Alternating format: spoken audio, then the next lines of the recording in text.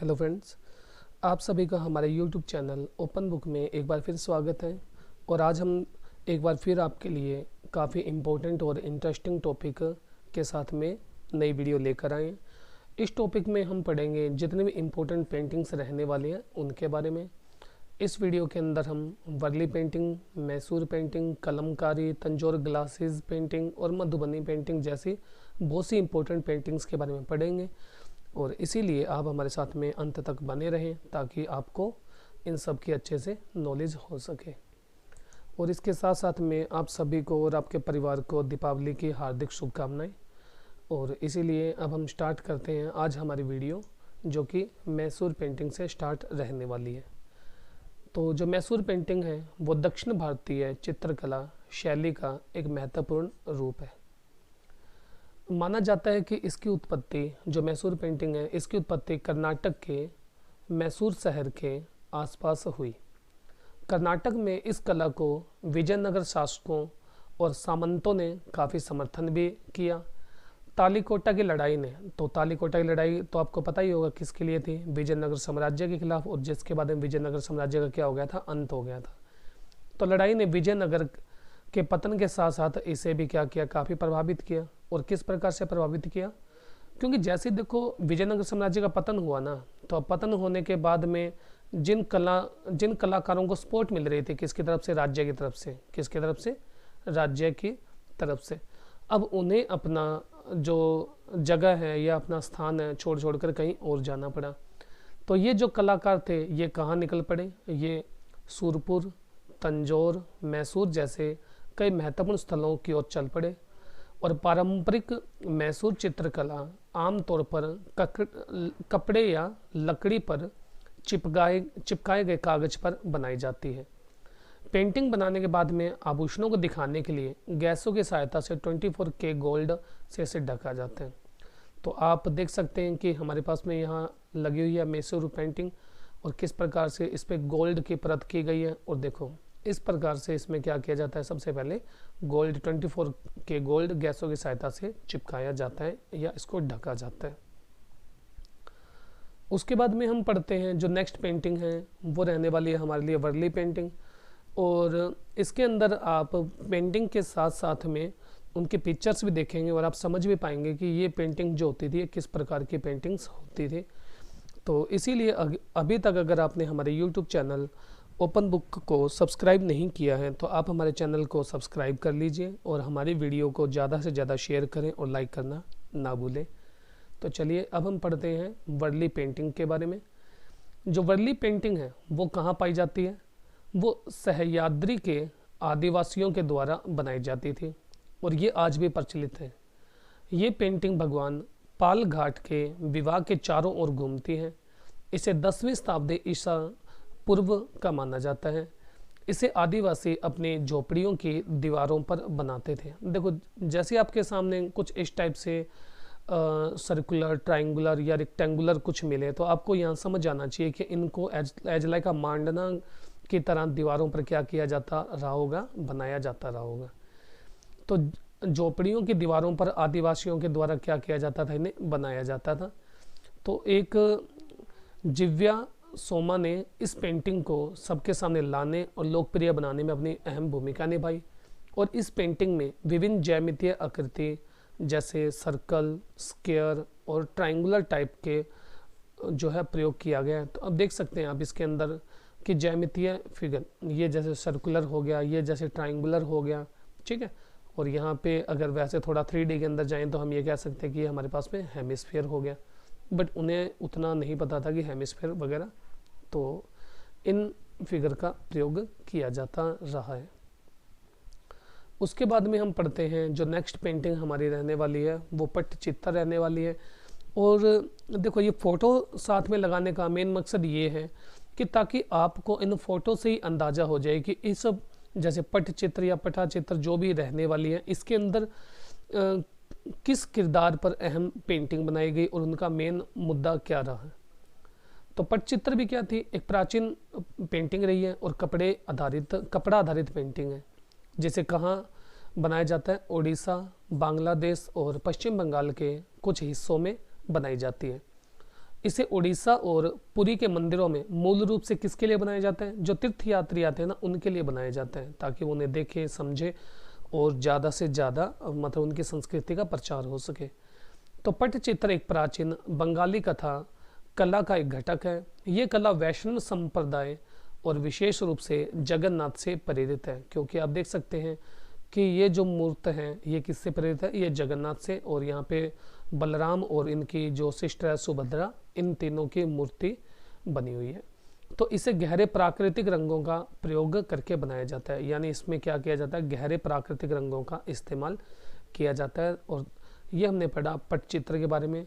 तो जैसा कि मैंने बताया कि इनसे आपको क्या हो जाएगा? एक अंदाज़ा हो जाएगा कि ये पेंटिंग किसके लिए बनी हुई है और इनका जो मेन औचित्य था बनाने का वो क्या रहने वाला है। उसके बाद में हम पढ़ते हैं जो नेक्स्ट पेंटिंग रहने वाली है वो गोंड पेंटिंग रहने वाली है। और ये पेंटिंग काफ़ी अच्छी और बहुत बढ़िया ढंग से बनाई गई है, क्योंकि देखो मैंने यहाँ पे कुछ एक पिक्चर कलेक्ट की। जब मैं इनकी पिक्चर निकाल रहा था तो मेरे को यूँ लगा कि मैं सब की सब शामिल कर लूँ। तो आप देख सकते हैं कितना बेहतरीन ढंग से इसको बनाया जाता रहा होगा। जो गोंड है वो भारत के सबसे बड़े द्रविड़ जातीय भाषा समूह हैं। और ये कहाँ पाए जाते हैं? जैसे एमपी हो गया, मध्य प्रदेश, छत्तीसगढ़, महाराष्ट्र, उत्तर प्रदेश, तेलंगाना, बिहार, उड़ीसा तक फैले हुए हैं। गोंड लोगों के द्वारा इस पेंटिंग को पारंपरिक रूपांकनों के साथ साथ अपने घरों की दीवारों और फर्श को सजाने के लिए इनका प्रयोग किया जाता है। इनकी पेंटिंग में पहाड़, नदी, चट्टान आदि को देखा जा सकता है, क्योंकि इन्होंने मोस्टली जो यूज किया है, चाहे कोई पशु पक्षी हो गया या इस टाइप की चीज़ों का इस्तेमाल किया है। तो ताकि क्योंकि देखो भी बिल्कुल नेचर के साथ में रह रहे हैं, तो यहाँ से ये पता चलता है कि किस प्रकार से नेचर से संबंधित थे। तो जो गोंड पेंटिंग है वो किसके द्वारा बनाई जाती थी? गोंड जनजाति थी, जो द्रविडियन जनजाति थी, उनके द्वारा इसको बनाया जाता था। और काफ़ी सुंदर पेंटिंग भी ये रहने वाली है। उसके बाद में हम नेक्स्ट पढ़ते हैं काली घाट पेंटिंग। देखो पेंटिंग जितनी भी बनी है वो सारी की सारी इम्पोर्टेंट रहने वाली है, काफ़ी अच्छी पेंटिंग रहने वाली है। तो काली घाट जो पेंटिंग है, काली घाट पेंटिंग पश्चिम बंगाल के ग्रामीण क्षेत्रों में काफ़ी प्रसिद्ध थी।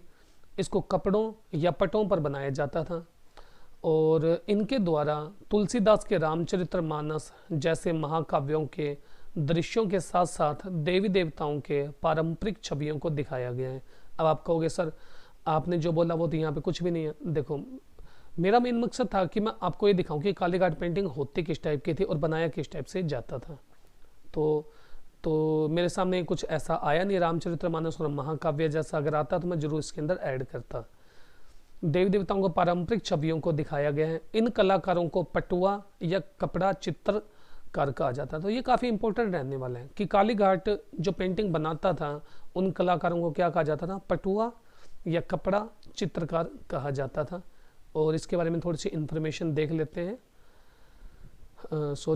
काली घाट पेंटिंग हमारी इतनी ही रहने वाली है, तो उम्मीद करता हूँ आपको ये समझ भी आया होगा। उसके बाद में हम पढ़ते हैं जो नेक्स्ट पेंटिंग रहने वाली है वो रहने वाली है काफ़ी इम्पोर्टेंट और काफ़ी बेहतरीन पेंटिंग, जो कि कलमकारी पेंटिंग है। और आप देख सकते हैं कि कितना गहराई से इसका चित्रांकन किया गया है और हर एक चीज़ को बखूबी बहुत अलग अलग टाइप से दिखाया गया है। जब मैं इसके बारे में बताऊंगा तो आपको ये पता चलेगा कि रियल में इन पेंटिंग्स को इतना गहराई से, इतनी सुंदरता से और सूक्ष्म तरीके से बनाने में कितना अलग अलग टाइप से इस्तेमाल किया जाता रहा होगा। तो देखिए भारत में दो प्रकार की कलमकारी कला है, एक तो है श्रीकालहस्ती और दूसरी है शैली मछलीपट्टनम। श्रीकालहस्ती शैली, यहाँ पे कोमा लगाना भूल गए। तो ये तो एक शैली है, दूसरी शैली कौन सी है? मछलीपट्टनम शैली। इसमें कलम से रंग भरने में मुक्त हाथ यानी फ्री हैंड का क्या किया जाता था? इस्तेमाल किया जाता था। इसकी मुख्य विशेषता ये है कि इसको 23 चरणों में कंप्लीट किया जाता है और इसको लोकप्रिय बनाने में कमला देवी, जो कि अखिल भारतीय हस्तशिल्प बोर्ड की पहली अध्यक्ष थी, उनकी अहम भूमिका रहने वाली है। तो इसके पहले चरण में इसे क्या किया जाता है? दूध में डुबोकर सुखाया जाता है। फिर लाल, काले, भूरे और बैंगनी रंगों को चुभन के साथ में रेखांकित किया जाता है। तो डिजाइन बनाने के लिए बांस की कलम का प्रयोग किया जाता है और इसमें प्राकृतिक रंगों का प्रयोग किया जाता है। और इसे प्रभावशाली बनाने के लिए गाय का गोबर, बीज, पौधों और कुचल फूल का इस्तेमाल किया जाता है। तो ये काफ़ी इंपॉर्टेंट रहने वाला है कि कलमकारी में किस फूल का प्रयोग किया जाता है, तो ये कुचल फूल का इस्तेमाल किया जाता है। तो अब आप देख सकते हैं कि ये जो पेंटिंग बनी है तो ये काफ़ी अच्छी है और प्रभावशाली है कि हर किसी को अट्रैक्ट भी करती है। तो ये कलमकारी पेंटिंग की मैंने यहाँ पे 3 तस्वीरें ऐड की है। तो नेक्स्ट देखते हैं हम, जो हमारी रहने वाली है वो है पहाड़ पेंटिंग। ये जो पहाड़ पेंटिंग है ना, ये क्या थी कि जैसे अब देख सकते हैं आप यहाँ पे थोड़ा सा कल्चर से आपको पता चल जाएगा कि ये थोड़ा राजस्थान कल्चर है, ट्रेडिशनल राजपूताना टाइप का कल्चर है, तो आपको यहाँ से अंदाज़ा हो जाएगा। और जो पहाड़ पेंटिंग है ना, तो इनके एक गुरु और इनके देवता है पाबूजी और एक राज देव नारायण, उनके लिए ये बनाई जाती है। तो चलिए अब हम पढ़ते हैं पहाड़ पेंटिंग के बारे में, सॉरी फड़ पेंटिंग। तो फड़ पेंटिंग एक धार्मिक पेंटिंग है जो राजस्थान में प्रचलित है और इसको कैनवास के लंबे टुकड़ों पर बनाया जाता है। और जो कैनवास भी होता है ना, वो लगभग 15 फीट लंबा होता है और इस पर लोक देवता पाबूजी और देव नारायण के आख्यानों को चित्रित किया गया है। और श्री लाल जोशी और प्रदीप मुखर्जी ने अपने प्रयासों से इस कला को क्या किया, प्रसिद्ध बनाया है। तो आप देख सकते हैं कि ये भी कितनी अच्छी पेंटिंग रहने वाली है। और उसके बाद हम नेक्स्ट जो पेंटिंग पढ़ते हैं वो पेंटिंग है मधुबनी पेंटिंग। और कोई ही ऐसा पर्सन रहा होगा हमारे इंडिया में कि जो मधुबनी पेंटिंग से प्रभावित ना हुआ हो। तो आप देख सकते हैं कि कितना बेहतरीन ढंग से इनको बनाया जाता है और सजाया जाता है। जो मधुबनी पेंटिंग है, पेंटिंग्स भारत और नेपाल के मिथिला क्षेत्र में प्रचलित चित्रकला की एक शैली है। इसको कलाकार टहनियों, उंगली, ब्रश, निब पेन और माचिस की तिलियों का प्रयोग करके बनाई जाती है। इसमें प्राकृतिक रंगों और पिगमेंट का प्रयोग किया जाता है और साथ साथ इसमें आपको जो ज्योमेट्रिक फिगर हैं वो भी देखने को मिल जाएगी। तो ये हमारी मधुबनी पेंटिंग रहने वाली थी। उम्मीद करता हूँ आपको अच्छी लगी होगी। तो उसके बाद में जो मधुबनी पेंटिंग है, तो इसको मिथिला क्षेत्र में विभिन्न समुदायों की महिलाओं के द्वारा बनाया जाता है। ये पेंटिंग दीवारों पर कला करने के लिए काफ़ी प्रसिद्ध है। इसको चावल के पेस्ट से कैनवस पर बनाया जाता है, तो इसलिए सब जगह क्या दिखाई देता है, हमें एक रूप देखने को मिलता है। इसमें सब प्राकृतिक रंग हैं, लाल, काला और भूरे रंग का प्रयोग ज़्यादा देखने को मिलता है। और इस पेंटिंग को क्या है, जीआई टैग भी दिया गया है। और यहीं से अंदाज़ा लगाया जा सकता है कि कितनी बेहतरीन ये पेंटिंग रहने वाली है। उसके बाद में हम नेक्स्ट पेंटिंग पढ़ लेते हैं जो कि है मिदनापुर पेंटिंग। अब जो मिदनापुर पेंटिंग है उसमें क्या रहने वाला है, ये जो पेंटिंग है ये भी क्या है, कपड़ा आधारित पेंटिंग है। लेकिन ये मिदनापुर की खास बात ये है कि ये पेंटिंग नहीं होती थी, ये रियल में क्या होता था, जैसे आज तो है ही नहीं ये। और जो कोई मतलब पुराने बच गए हैं कलाकार, वही इनको क्या करते हैं, बनाते हैं। लेकिन इनके साथ साथ में गायन भी होता था, और गायन के साथ साथ में क्या किया जाता था, पिक्चर्स को दिखाया जाता था। तो कपड़ा आधारित पेंटिंग के लिए पटचित्र या पटाचित्र का इस्तेमाल किया जाता है। इसे पूर्वी भारतीय राज्य उड़ीसा, पश्चिम बंगाल और बांग्लादेश के कुछ हिस्सों में प्रचलित है। इसमें लोक कथाओं और पौराणिक कथाओं को दिखाया जाता है। इसमें संगीत के साथ कहानी को दिखाया जाता है, यानी इसे हम क्या कह सकते हैं कि जो सिनेमा है उसका प्रारंभिक रूप मान सकते हैं। अब ये ख़त्म हो गई है, बस कुछ पुराने पटाचित्र कलाकार हैं जो अपनी कला के साथ गा सकते हैं। लंबा स्क्रॉल सिकुड़ कर 6 से 8 रह गए हैं, ताकि इसे दीवारों पर भी अब प्रयोग किया जा सकता है। अब इसका प्रयोग क्या किया जाने लगे, दीवारों पर। लेकिन स्टार्टिंग के अंदर जो मिदनापुर पेंटिंग रहने वाली थी वो क्या थी कि एक गायन के साथ में इनको साथ साथ में दिखाया भी जाता था।